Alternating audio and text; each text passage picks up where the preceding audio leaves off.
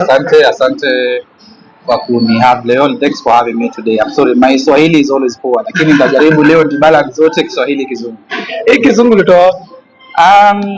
First of all, mimi ni mwalimu wa English.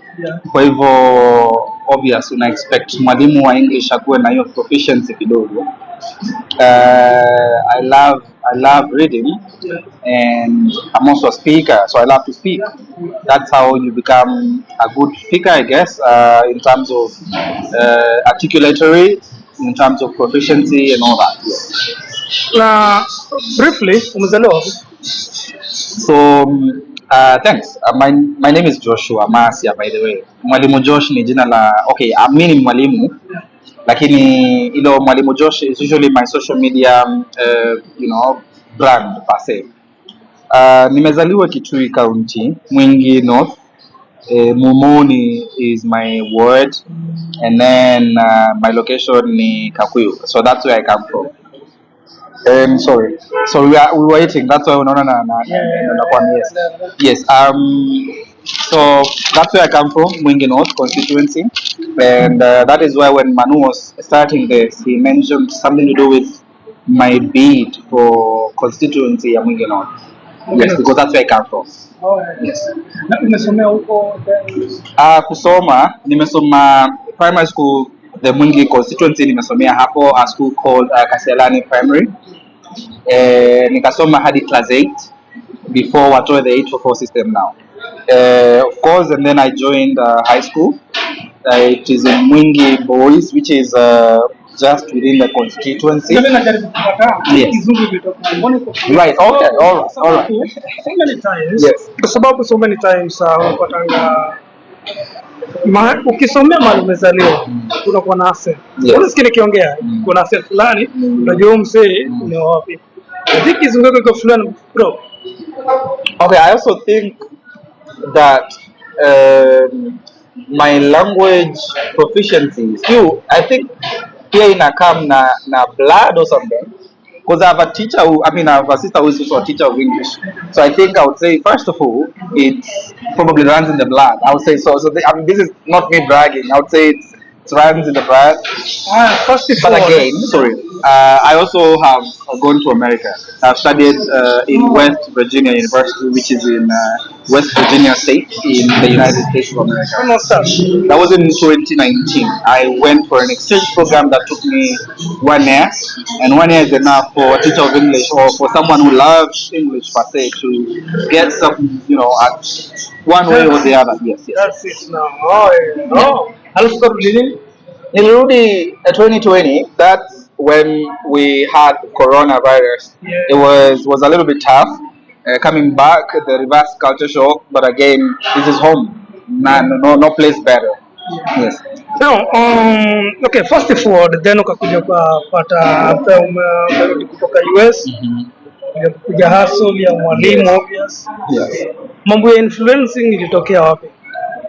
Kwanza ulijoin Twitter kwa sababu siku na kuonaga kitambo, then suddenly napata Mwalimu Josh nishaka mse alitoka. Right. So nilikuwa okay, nimesomea PWANI University, that's my alma mater. But after kumaliza shule, I was a student leader in PWANI University. And in fact, even when I went to the United States, I led there as well. We were like from 68 countries, and I was the president per se. The president? Yes. Yeah, we met in Washington D.C. with my counterpart.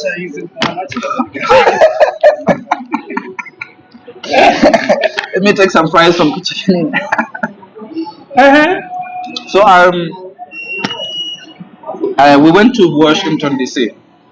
My friends and I, the ones that we had received the same scholarship, and they were required to have somebody who is going to give a speech representing the entire group. Which university? West Virginia University. West Virginia? Yes. Oh, yeah. So the down south. Yeah. So when I returned back to Kenya, I had this zeal that there are things that we're going to study in literature and international relations as well. I took a major in literature because that's what I used to do in Kenya, Yeah. but a minor in international relations. And when I came back in the country, I was just looking for a place to just air out my opinion. And then apparently I was a student leader in PWANI, but again I also needed to do something politically outside PWANI because I had already graduated by 2022. So that's when I had joined Twitter earlier on. That was in 2016 when I joined college. But because people was just busy, it wasn't that important being on Twitter per se back then. So I left Twitter per se. When I came back in 2022. That time we had campaigns for the 2022 general elections. So, and I wanted to campaign for several people, and I needed an audience for that. So that's how I joined Twitter once again for the second time now, using my older account, but still the same account. Huh. Yeah. Interesting, man. Now ukianza influencing hapo Yes. Twitter, nini ilikufanya ukasema I have to change and start pushing agendas of politics most of the time, mama, just community help, stuff like that? It's a gap. It's a niche. You identify on Twitter. Everyone's got to be somebody, and you can only shine in a place that nobody is already shining. Like if today we talk about camera stuff and the whole camera CCTV thing, we know it's Polo Kimani. When we talk about previously we used to have Kyle Cairo for the car dealing and stuff, that was his niche. We have several people, influencers on Twitter, who have different niche. And my niche, I had to identify the best that would probably make me, do my best. So that's one of the things that makes one become probably famous on X. Yeah. Yeah. Now, how can you describe politics in Kenya? Politics in Kenya is. I was watching yesterday night's video, that interview where with Kimani Chungwa with Mahdi Hassan, Yeah. and Mahdi said Kenya's politics is very fascinating.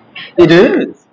So when you ask me, I would say the same. It is very fascinating because today we might be saying this, but tomorrow we'll be saying something else different altogether. So it keeps on changing. It's dynamic. It keeps on changing. So you have to be careful on what you do. Don't tie the knot just yet. Just leave it open so that you know when exactly to tie the knot. And by saying tying the knot, I mean don't identify enemies first just yet. Make friends, and then from the friends you're going to probably know what's best. Since you say you are vying 2027 for Mwingi, let me ask you this. Why a politician, when he's campaigning, ako na nia ya kusaidia wananchi, is everywhere, kama ni events, kama ni kusaidia wananchi, ako kwa ground. Mbona akiingia kwa bunge story na kwa different? This is a question I've also asked myself. Kwa sababu nikiangalia ni kama like tulikuwa na mtu kama Murkomen kabla haingie kwa Senate. That guy was very promising. He was one of the brightest minds. Tulikuwa tunasema that colleges probably have. When you look at other people like Imani Chungwa as well, at their first term they delivered, walifanya kazi nzuri. But I think power corrupts. Power corrupts. So you just have to watch how it doesn't corrupt you. That's simply the best way I can put it. Because you look at situations, people What do you mean by power corrupt? Kimani Chungwa, for instance, right now is the majority leader in the parliament. That is a powerful seat. That is a very powerful position because he interacts directly with the president. He does not need an appointment to meet the president. That is too much power and it corrupts absolutely.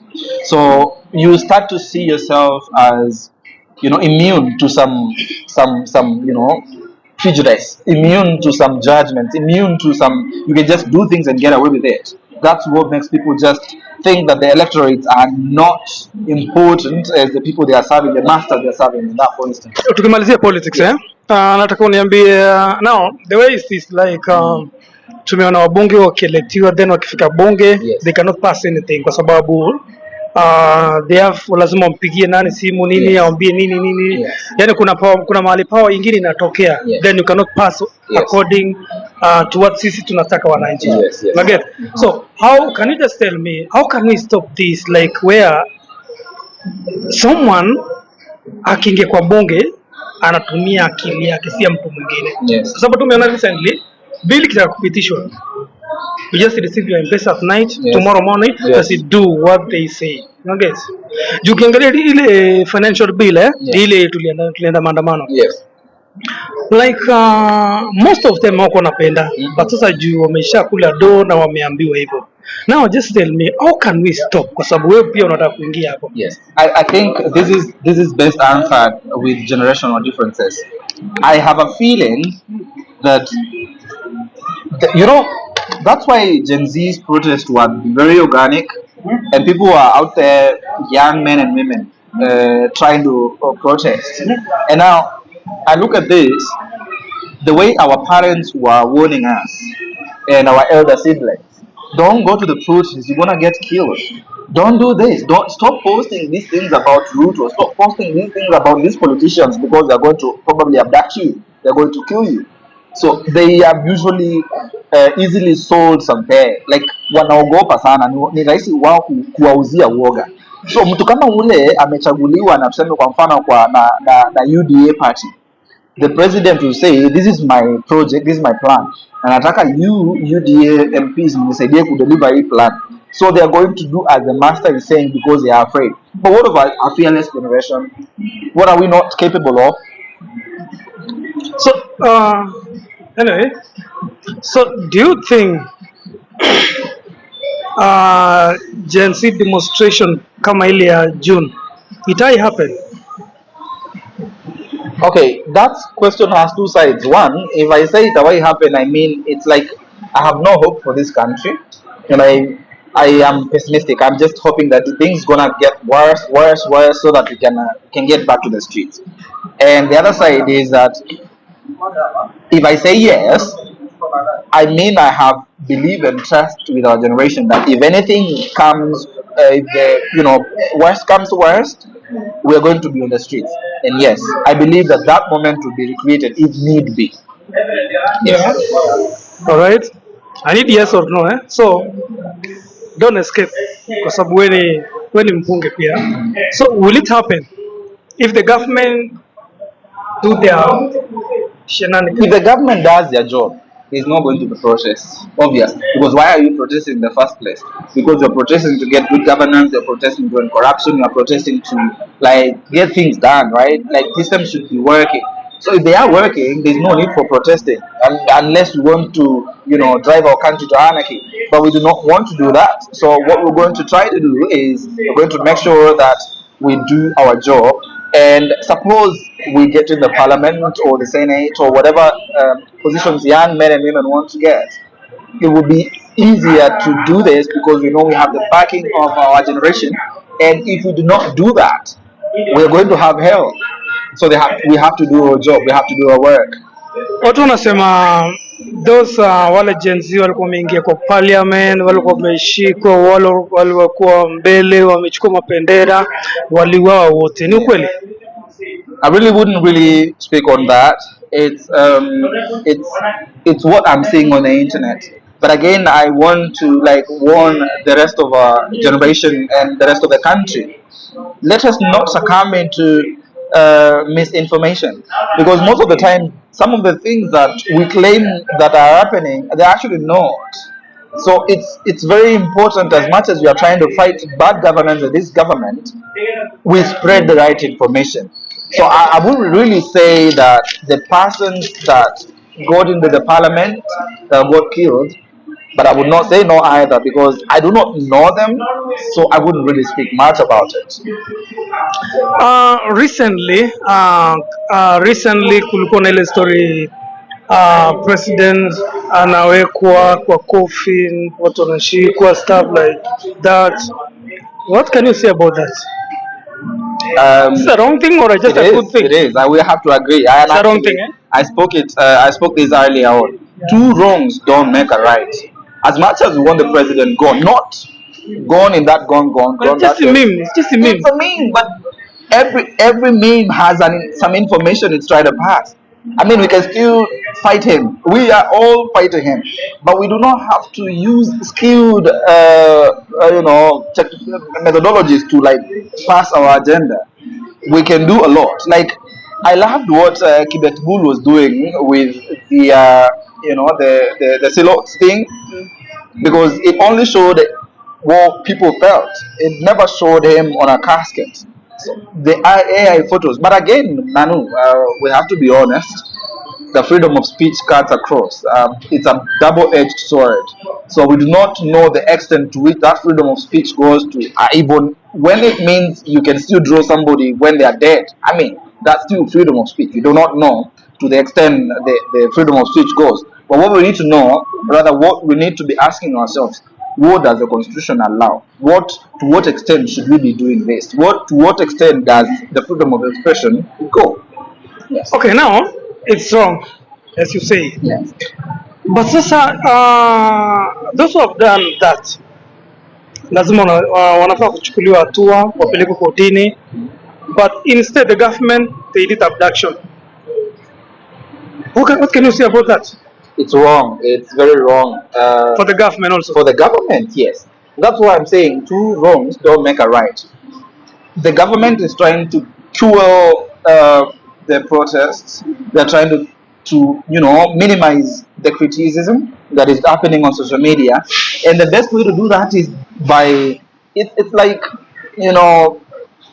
trying to block yourself from like taking a meal or something. Like it's very important for us to just know that it is easy to tell the truth, it is very cheap to be honest, but when you're using these methods that are going to torment people, that families have to cry about their children, then that doesn't make it right at all. So it's wrong. So wangepelekwa kotini. Walifaa wapelekwe kotini, wasomewe mashtaka, waambiwe makosa yao ni gani. But again they can't do that because hawana basis. Hakuna kwa kitu kwa constitution nasema kuchora president akiwa amekufa ni makosa ki constitution. We're only saying it's wrong morally. I mean in terms of like unaangalia unasema okay, but I mean this is not right. But it doesn't mean constitution is wrong. Yes. Does it mean Kenya has more freedom than other countries in terms of social media? Yes, Kenya is a very grown country. In fact, very developed in terms of social media presence. By the way, because there's no country in the world that can bully us. We cannot be bullied online, whether on TikTok, I don't know, Facebook or Twitter. We do not get bullied at all. In fact, those try to bully us end up apologizing. So our social media presence is felt globally. So in terms of the freedom that is in Kenya, it is, I think, something very good. And other countries actually look forward, like they look up to us, and it's good because Kenya is not a small country. We have good rapport, or rather we have rapport with. I'm teaching literature, by the way, and in the novel that I'm teaching currently, we are saying that Kenya is one of the favorite countries globally because of its strategic positioning in terms of geolocation. So we are friends with America, we are friends with Russia, we can be friends with India, China, the superpowers, just because of our strategic location. And that makes us shine in terms of global appearance, global politics. And that is why even you see Kenya is being asked to help in terms of peacekeeping nations, because they believe in us. And I think that's something good that we should be taking credit for, and it should not be bad. So freedom of expression, freedom of speech that is Kenya is something that people look up to. It's not something bad. Yes. Yeah. So it should be cut down. No, it should not. It should continue like it is right now, because in fact better, because when people have the freedom of speech, they say things that cannot be said. There are places where you cannot have people speak of what they feel about the government. They cannot critique their government.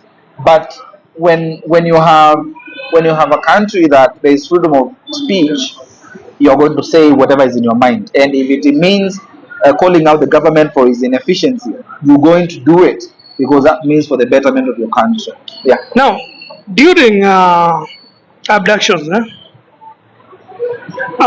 kulikuwa na story like kulikuwa na story fulani like wakina Kibet Bull,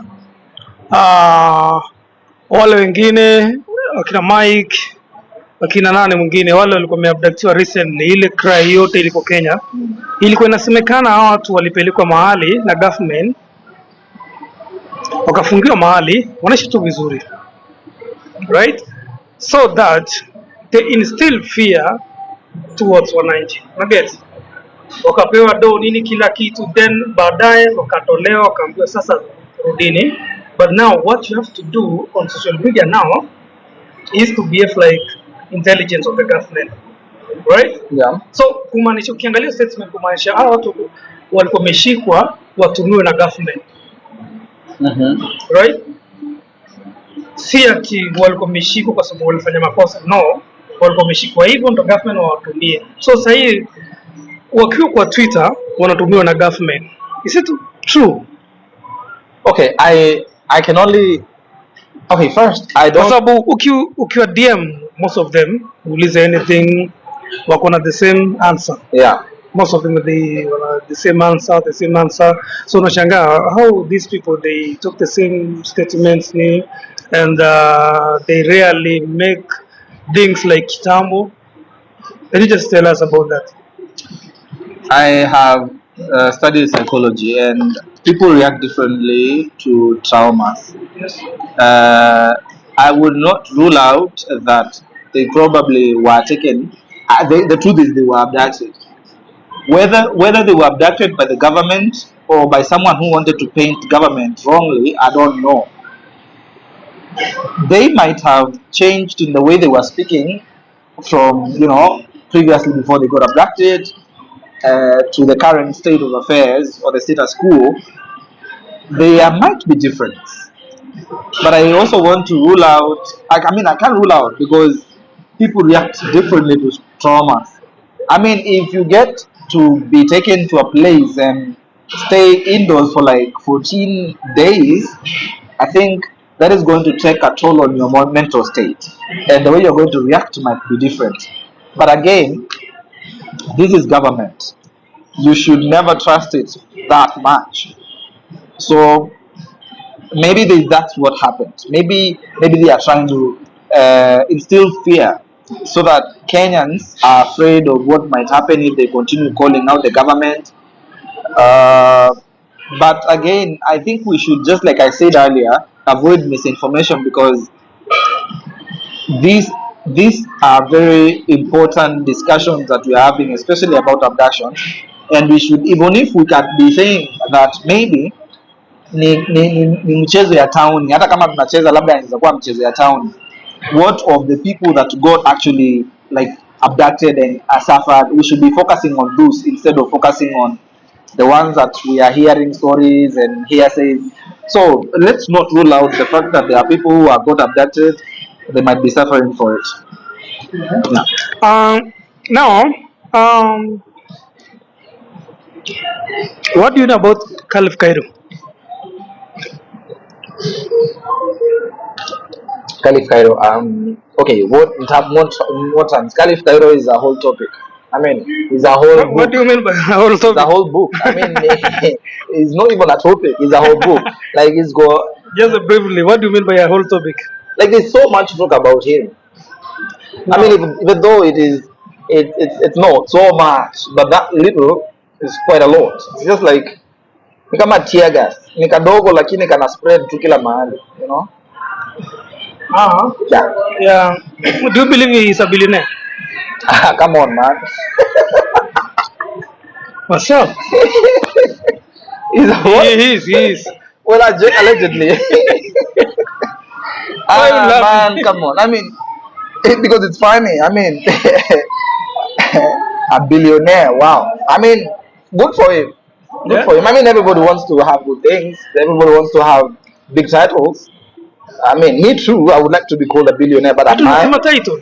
Yaani msee kuna do hadi bili unasema kuna Do title. gani? Can someone show us the money? I mean, Cairo is someone who flaunts his Maybe hana cash, maybe kuna assets. assets gani? Wa billion. Which Cairo is I mean, I'm a teacher. I should be learning. Nafaa nisome wanafunzi, nafaa nisome humans per se.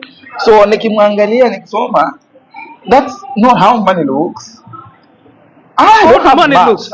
Maybe I don't even have that much, but I still know that money is not that loud.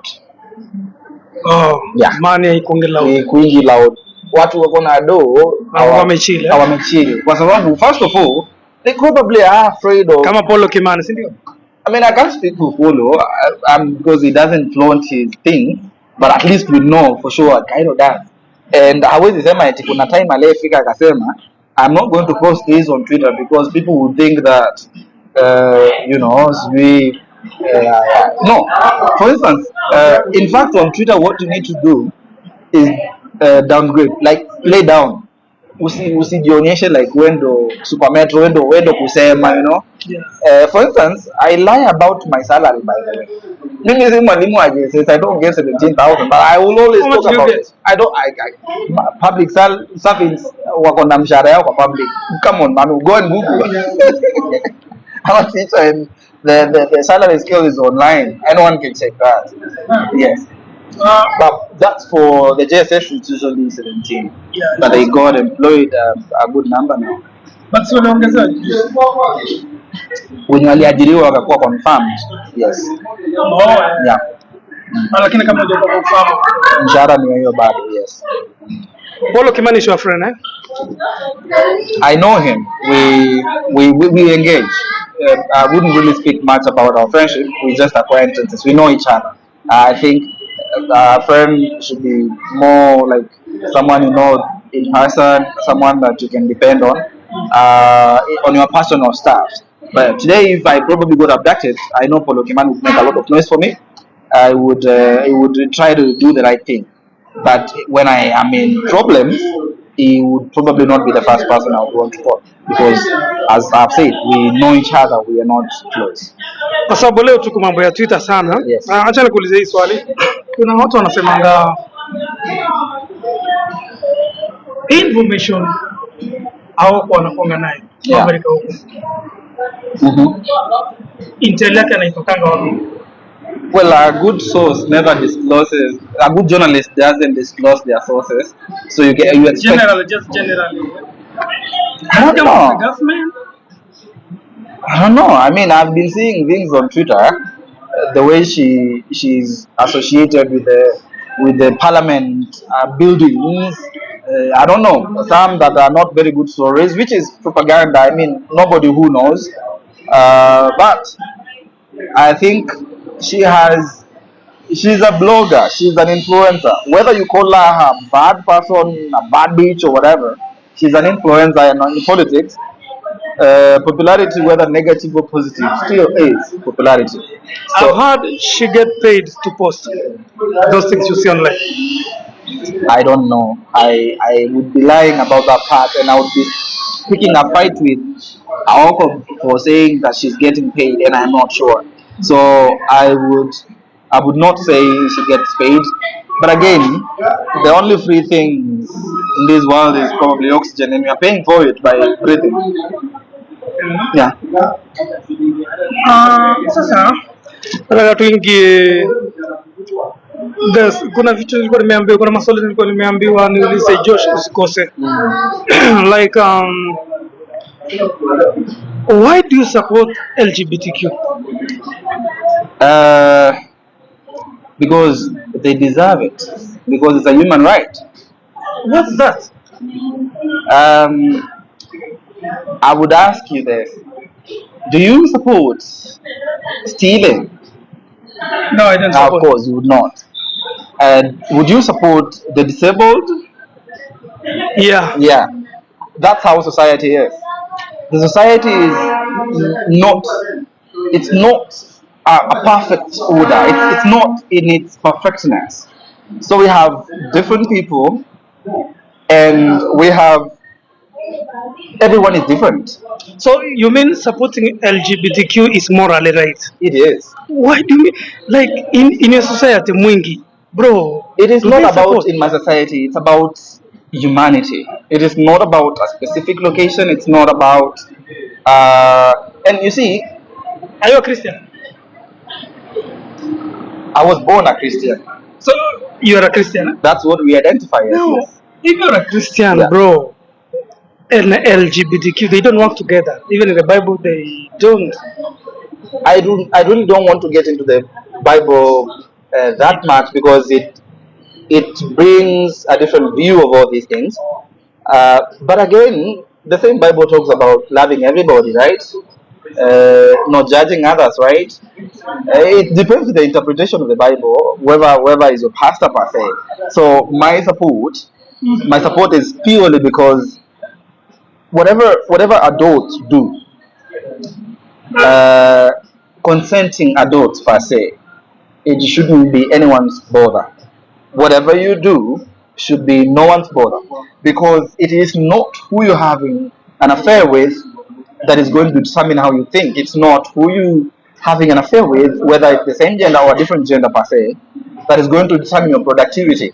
If today you give me per se, if you give me a job to do, I will do it because I have my mind, not because of the person I'm having an affair with. So supporting such an individual is not morally wrong. It's the right thing to do. And while this might be a very preserved topic for people to talk about, I think our country is tolerant. Uh, we really don't care that much. I would say, in as much as there are no policies that are binding, but Kenyans really don't care. As long as you guys are adults or consenting, okay, do your things. Because now you support, eh? I know probably you have been. How is the experience being a gay, being among the LGBTQ? Well, I would not answer that. Okay, because how does it feel to be straight? It's just normal. It is normal for gays as well. So it's normal also It is. being a gay. It is. It is normal for gays as well. Because look,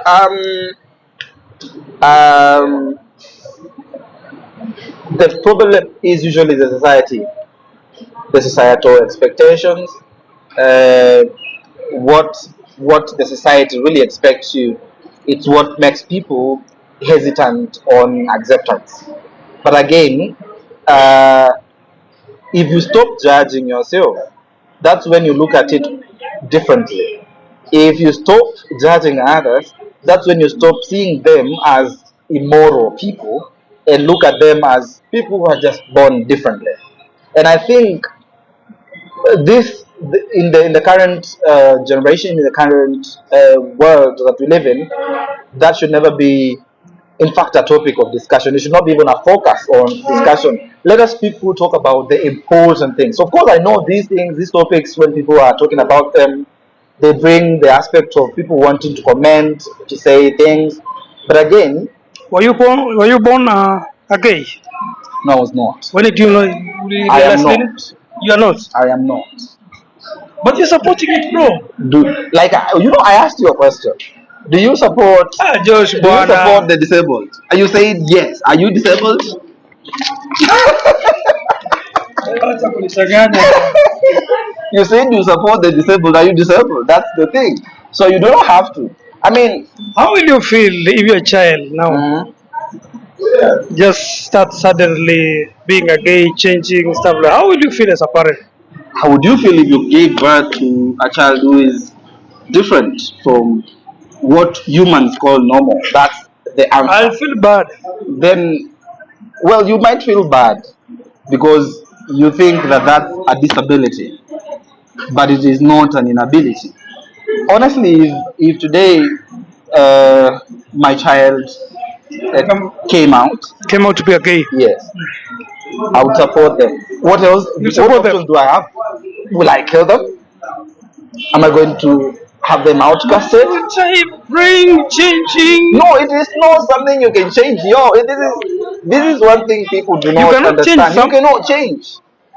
This is, I want you to, if you can get to the people that have pretended to have changed. Mwalimu bwana. When I want to be honest, the people that have said at you, I was gay and then I changed, I became something different. Hiyo ni uongo. You might, okay, look, there are some feminine people, and that's easy for people to like label them as gays, by the way. So maybe someone you saw earlier on who was feminine was dressing like in a feminine way with the makeups and stuff, but then all of a sudden they claim they have been saved and they now have Jesus or something, and now they start dressing in a good way. like a man, Like a not man. in a good way, like a man, right? So when they start to dress like a man, because dressing like a woman is Acha bwana. Yani, as a man, you dressing like a woman, you see no, that good. Unaona hiyo poa? that I have no comment on that, because by the way, the LGBTQ thing also has different things that haimaanishi just because you support the LGBTQ you support every the agenda that comes with it. Like, si lazima usupport cross dressing, si lazima usupport the femininity and whatever. No, you can just choose to support and support whatever you want to support. You don't have to like support everything. Kama sahi kuna ma MPs wenye wa serikali tunajua wanaweza kuwa wanafanya kazi as much as wako aligned to the government we are fighting. So we can still fight the government, but there are people who are working. So that's just the same as mambo ya mrengo vile iko. So kuna vitu zenye I don't believe in as much as I support the movement, but there are things I still am preserved about. So kwa Mwenyezi Mungu ukiingia bunge 2027 kupitia from Mwingi, you will pass the law was about the movement of LGBTQ. Like I said earlier on this, I think this is not important. This is not, in fact, it should not be any of manifestos of any politician in Kenya, because this is not our point of focus. Right now, we are focused on, can we improve our education? Can we take the CDF and NGDF, whatever funds, and pay for school fee for primary and high school kids to just do it for free? Can we do that? Can we improve our healthcare systems? Can we fund the important and prioritize on the important things? Can we do that? And then once now we have our systems working, once we have the court orders being respected, once we have people not, the impunity is ending, once we have the impunity ended and corruption kicked away, then this is when now we can come to socioeconomics and socio-political stuff, like, maybe can we have some civil society, civil groups that can be fighting for these things, because as at now it is not as important. I mean, people still live. We have the LGBTQ community there. There are so many in Kenya. Unahepa hii swali ama? Weka swali. Unajaribu kuhepa hiyo swali. I am answering you. It is not important. It is not basic. It's not, I would say, just essential. It's not essential. Because why would I focus on that? I mean, it's not like we are having the LGBTQ people threatened. They still do, I believe, their stuff. So that's why I'm saying it's not important. Kama sahi useme unataka focus on, I don't know, a specific community just because you feel like it should be a point of discussion. No. But this point, in fact, I would like to join the rest of the persons that have been asked this question on interviews. That would you not? It is not important. It is not basic. We can still live with one another without, All right. Niliona recently kulikuwa na hii mambo ya SHA, hii stuff ya government health. Yes. Ilikuwa inasemekana government walichukua influencers wa market waseme SHA is working. Yeah. You know, powerful influencers wa Twitter. Yes. Okay. Yeah. So you included, nilikuwa na ukipost kitu ya SHA. Why were you doing that if you feel mwananchi wa huko chini? You're wrong. I never posted about SHA. I think there might be someone else who might have posted that, but it was true. It was true that it had worked for them. I mean, like I said, let's try fight misinformation. Uh, this But was uliona actually, it was the Grata, by the way. Yeye ndo alipost akasema Sha is working. it's working because amepeleka maybe Mtoto wake. yeah, wakapata mtoto and the hospital paid. That was the truth.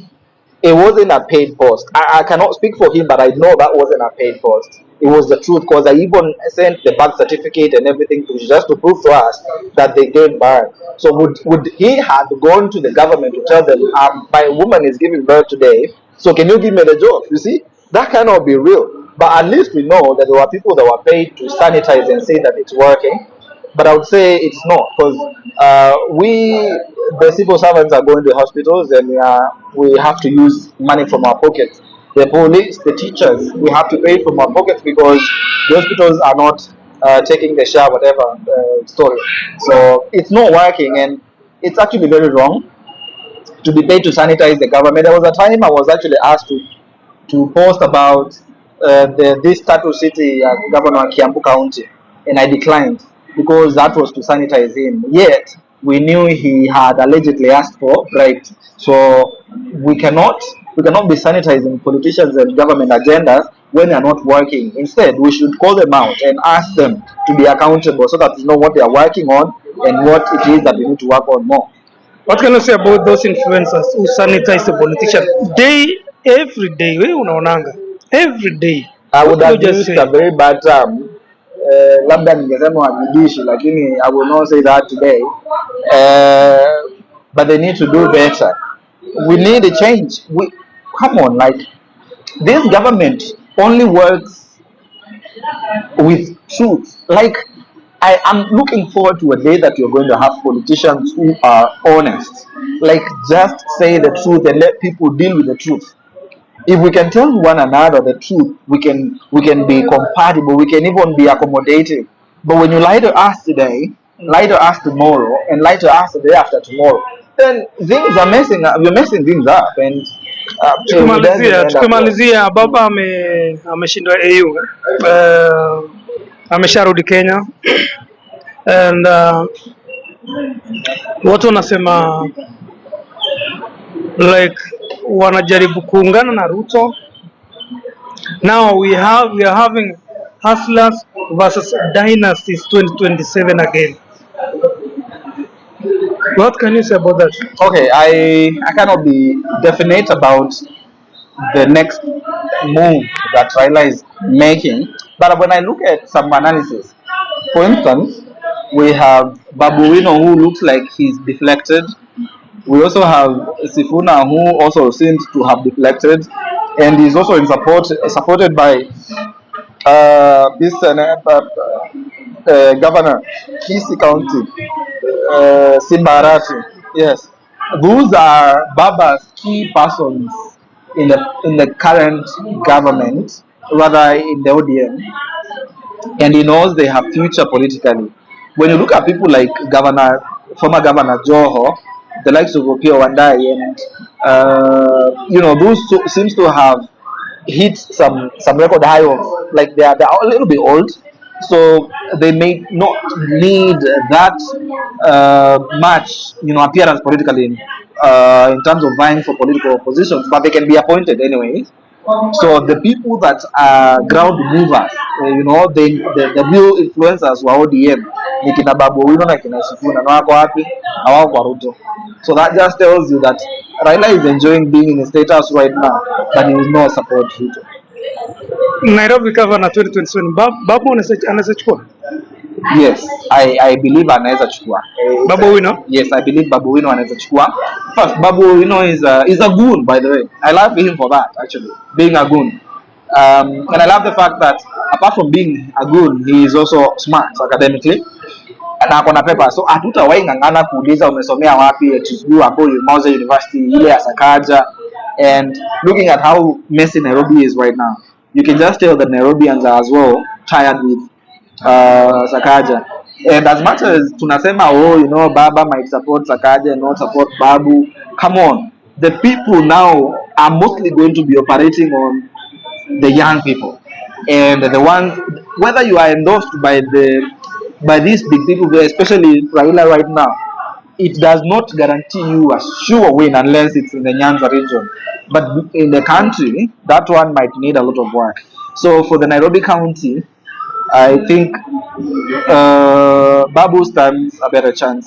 And someone else was asking, what about this MP ya Westlands? Yes, huyu anaitwa Timwanyonyi, yes. Nikamwambia Timwanyonyi, no, he still has a long way to go. I actually saw some other scandal that is involved. I don't know. So there are quite a number of things that might actually bar him. And Timu Wanyonyi, I think, is Luya. And as much as tunasema we are not tribal, but tribe is actually going to play a part in 2027 election. Maybe not in 2022, but in 2027 that might actually happen. So Waluya watagawa votes kama Wanyonyi ataitisha kura kwa sababu ya Wasakaja pia. Now that's how Babu gets it. So alafu Baba cannot decampaign Babu. That's it. He cannot decampaign. He might endorse Sagaja, but he cannot campaign for. I mean, he has a decampaign Babu. So I think that's what I'm saying. Babu stands a better chance in 2027 to become Nairobi's governor. 2027 nasimama na chama gani? I don't want to count my eggs just yet. I want to be open because you see, I think it's only fair to give it a trial. Talk to all the people that you might be interested in buying, losing their party, because it is an added advantage. In this world, there are only two people: a loser and a winner. I'm not about to become a loser. So if a winner is going to do whatever it takes to win. And I know my mind is very clear on what I want, on what I'm focused on. So whatever it needs to be done, that I have to do it, then I must do it. Tukimalizia, Yes. Nini hatujui kuhusu Mwalimu Josh? What don't you know about me? Maybe I'll what do I say now? That Mwalimu Josh actually can sing. Jaitoa ngoma. I can actually sing. In church, eh? I can sing. It doesn't matter where you can sing. I mean, singing is more of a talent than it is more about being saved or something like that. So I think I can do that. And I don't know. I think I'm courageous, but I'm shy as well. At times, I want to say everything, but at times I'm also very reserved. I just want to. Okay, let me observe. Are you married? No, I'm not married. Thank you so much, guys. Yes, lastly, I think I probably would just want to say this. People should differentiate between influence, clout, and the real person. Yeah. People should differentiate between clout, the real person, and probably the influence. Because see, today I might be told to post about banks. I mean, I know, I know KCB. KCB is my bank, by the way. But tomorrow, if someone tells me, Josh, nenda ufungue account INM, nitaenda ama nitasema nenda ufungue INM because kuna this and this. So people should always learn to differentiate between clout influence and the real persona. Thank you so much, guys. Check my channel, Manuu Kenya. Right? Thanks so much. Check me at Twitter, that is Josh001J, Mwalimu Josh. Thank you.